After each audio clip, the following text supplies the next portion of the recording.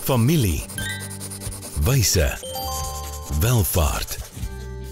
Is jou familie reg om wys met welvaart te werk?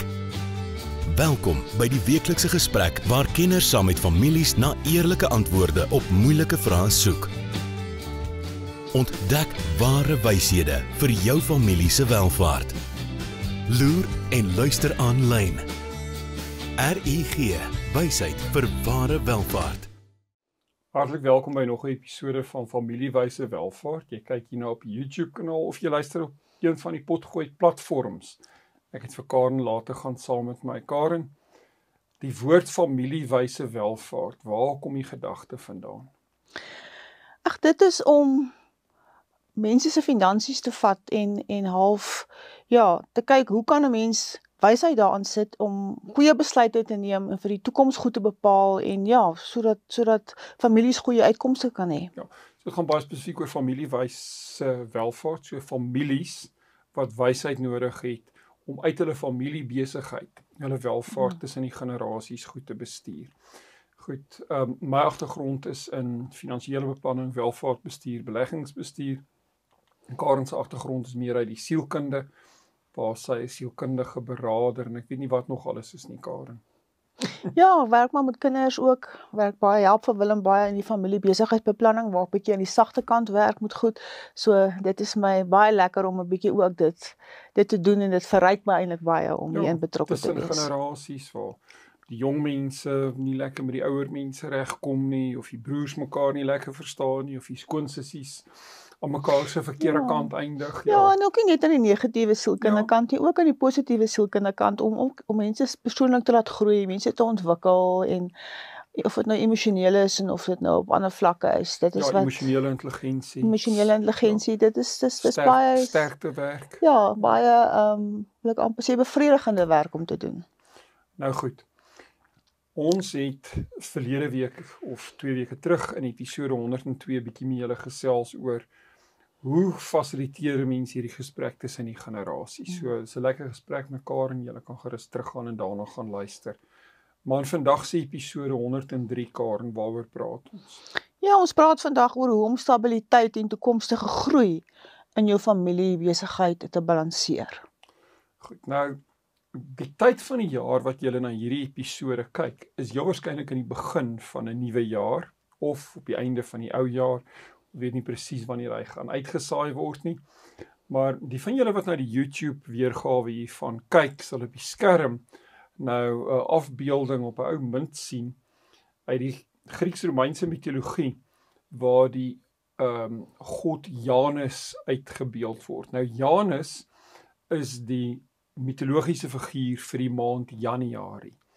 Nou Karen, jy sal weet, in Januarie, veral as ons so van die ou jaar af, van oujaarsdag, 'n nuwe jaar ingaan, dan kyk ons terug op die ou jaar, en dan is dit ook tyd vir 'n klomp nuwejaarsvoornemens, dan kyk ons ook vorentoe na die nuwe jaar. Nou, die uitbeelding van hierdie mitologiese figuur Janus is 'n kop wat in 2 rigtings kyk. Dis 'n kop wat vorentoe kyk aan die een kant, maar is 'n kop wat ook terugkyk. En dis eintlik 'n pragtige beeld van dit wat ons in hierdie episode graag met julle wil deel. So, wanneer 'n mens na generasies binne familiebesighede kyk, en kom ons maak dit eenvoudiger as die vorige gesprek wat ons gehad het, want daar het ons in ons voorbeeld eintlik met 3 geslagte of 3 generasies binne een besigheid gewerk. Kom ons sê in hierdie geval het ons net 'n ouer generasie, kom ons sê die ouers is dalk hier in hulle 50s, vroeë 60s, en ons die middelgenerasie miskien nie so in hulle 30s. Nou goed, so nou sit jy met hierdie 2 verskillende generasies. Die ouer generasie is geanker in hulle tradisies, hulle wil die besigheid veilig maak, hulle wil hulle aftrede veilig maak, hulle glo sekere goed en al die jare in die besigheid gewerk, so hulle het sekere waardes waarvolgens hulle hierdie besigheid gebou het, so wortels is vir hulle baie belangrik.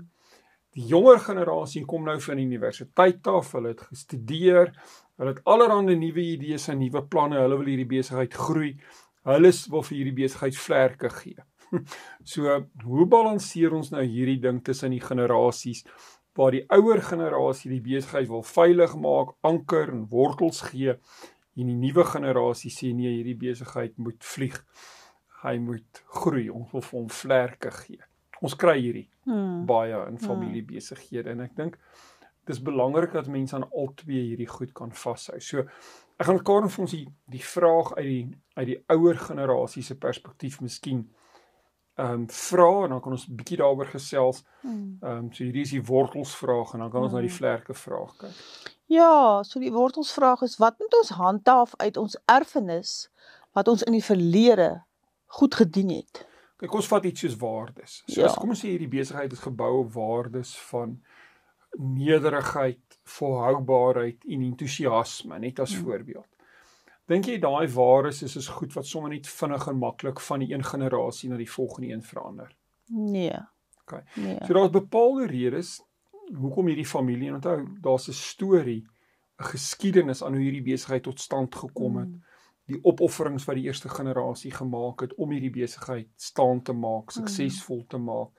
So ek dink daar's wonderlike wortels waaraan 'n mens definitief weet kan en moet vashou. 'n hardwerkendheid, eerlikheid, dissipline, weet al daai tipe van goed om omsigtig met geld te werk. Ja. Ek dink dis baie belangrike goed waaraan 'n mens kan vashou. Ja, om altyd te onthou van waar kom jy weet. Want wanneer dit met 'n mens se besigheid baie goed gaan en as baie geld betrokke en goed, dan kan 'n mens begin vergeet vir al die nuwe generasies, maar hoe hard het ouma en oupa werklik gewerk en waar is hulle om al hierdie goed moontlik te gemaak het en as mens hy stories verstaan, dan het mens beter begrip vir baie goed en so dit is ongelooflik belangrik om aan daai stories vas te hou en te kyk maar en hoe gaan ek daai stories weer vir my nageslag behou bly. Mens moet dit lewendig hou binne in die besigheid. So dis baie gesonde wortels wat die besigheid kan bly voed. Goed. Ek dink dan as 'n mens nou amper soos die mitologiese figuur Janus nie terugkyk in die verlede nie, maar mens kyk ook in die toekoms in. Deel bietjie met ons die toekomsvraag wat vir die nuwe generasie moontlik veral belangrik sal wees. So watter nuwe idees moet ons ondersoek en watter nuwe praktyke moet ons aanleer wat ons sal help om in die toekoms aan te pas? Goed. So, ons ouers of die vorige generasie het goed op 'n bepaalde manier gedoen, want dit is hoe goed gedoen was in hulle tyd. Maar ons weet, tyd staan nie stil nie, die tye verander, tegnologie verander, mense se koopgewoontes verander, hulle eetpatrone verander, maak nie saak om wat se bedryf is jy nie. Daar vind ongelooflike verandering en vernuwing in die wêreld plaas. So, as 'n mens wil byhou by die tye, en jy wil jou besigheid relevant hou, ek dink dis die belangrike woord, maar jy wil seker maak, jy gaan môre nog in besigheid wees, gaan jy moet vernuwe. So jy sal moet na nuwe idees kyk, jy sal moet meer na goed kyk wat digitaal is, goed wat tegnologies is. Jy sal na ander prosesse moet kyk. As daar vinniger, goedkoper, beter prosesse is, wat jou kostes kan verlaag en jou winsgewendheid kan verhoog, is dit absoluut dwaas as jy nie tred hou met die tyd en vernuwe nie. So ek dink dis baie belangrik om die jong bloed, die nuwe denke in die besigheid in te kry, hulle toe te laat om te eksperimenteer met van hulle idees, te kyk wat werk, wat nie werk nie. Mens hoef nie die hele plaas te gaan verwet op 'n eksperiment nie. Jy kan 'n eksperiment doen en jy kan kyk of dit werk. En as dit werk, kan jy swaarder in daai bepaalde tegnologie of idee kan 'n mens belê. Goed, ons gaan vinnige handelsflitsbreek neem. Dankie aan RIG wie hierdie vir ons moontlik maak. Hoe gaan dit met jou geldsaake? En met jou? Jy sien, in die soeke na wins vergeet jy soms om jou beleggings met jou waardes te belyn. En dis wanneer dinge begin skeefloop. So, het jou beleggingsportefeulje waarde en ook waardes. RIG Adviesdienste sorg dat jou beleggings by jou pas, sodat jy trots kan wees op elke maatskappy waarin jy belê. Hoe jy geld maak, maak saak. Belyn jou beleggings met jou waardes. Kry jou finansies op koers met 'n persoonlike padkaart na ware welvaart. RIG. Wysheid vir ware welvaart. Right, ons is terug van ons breek. Karen, mense wat dalk nou inskakel, waaroor gesels ons in episode 103? Ja, ons gesels oor hoe om stabiliteit en toekomstige groei in jou familiebesigheid te balanseer. Ja, so die stabiliteit het te doen met die wortels, die vastigheid, die standvastigheid, wat veral die ouer generasie aan die besigheid gee, tradisies, gewoontes, waardes, die stories van die besigheid, maar dan ook die toekomstige groei is die vlerke wat die jonger generasie vir die besigheid wil gee. om die besigheid te laat groei. So jy kan ook net gou die 2 vrae herhaal wat ons oor gepraat het. So die een is meer gefokus op die ouer generasie. En die eerste vraag wat ons moet vra is, wat moet ons handhaaf uit ons erfenis wat ons in die verlede goed gedien het? Goed. Daar kyk ons soos die mitologiese figuur terug in die verlede.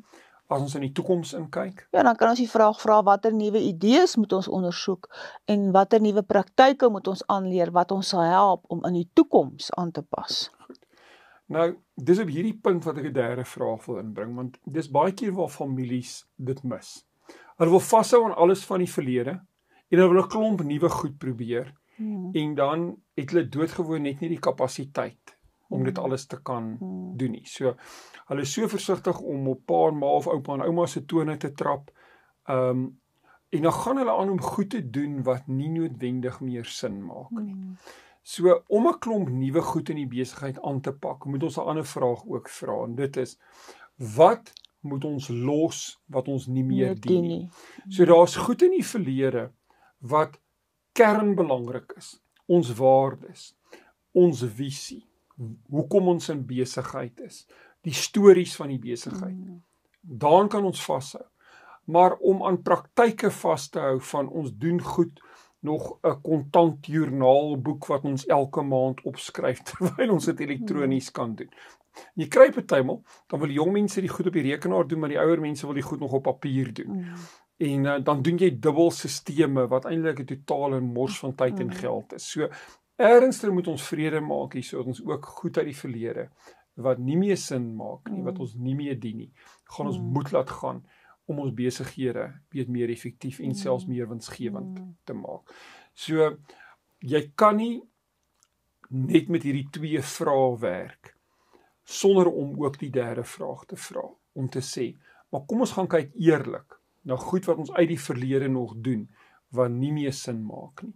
En dan moet 'n mens nou maar 'n begrafnis hou vir daai goed, en vir hulle dankie sê en sê hulle het ons goed gedien, en dan moet 'n mens aanbeweeg, 'n mens moet met die nuwer gaan. En is goed wat in die verlede al goed gewerk het, maar met die hedendaagse tegnologie en alles werk dit net nie meer nie, en dan moet 'n mens aanpas. Ja, verseker. Goed, waaroor gesels ons in ons volgende episode? Ja, hoe om goeie vergaderings in jou familie besigheid te hou. Ja, baie belangrike een. een. Dis 'n bitter belangrike een. So, dis episode 104, ons kyk uit vir julle, moet hierdie nie mis nie. As jy enige van ons vorige episodes gemis het, gaan teken gerus in op 'n Potgooi kanaal of op 'n YouTube kanaal. Jy kan 'n stelling daarin sit. 'n reminder is die Engelse woord as jy opteken, en dan kan dit julle herinner as al nuwe episodes beskikbaar is. Loer gerus op ons webwerf ook rig.ac. Kan op ons webwerf ook gaan kyk onder ons skool van wysheid vir welvaart. Daar's 'n klomp baie oulike kursusse, episodes van die verlede wat ons as kursusse verpak het. As julle ons wil kontak hieroor, kan julle gerus ons e-pos by info@rig.ac. En as julle meer wil weet van hoe ons die proses van familiebesigheidsbeplanning met families in besigheid oor 'n periode van 2, 3, 4 jaar doen, dis tipies 'n 2-dag wegbreek wat ons so 2 maal 'n jaar met 'n familie het, is julle ook baie welkom om daar met ons kontak te maak. So ons webwerfadres net hier so rig.ac of ons e-posadres info@rig.ac. Right, dankie Karen. Dankie. Tot 'n volgende keer. Mooi loop. Volgende keer gesels ons verder oor wyshede wat families nodig het vir ware welvaart. Familie. Wyse. Welvaart.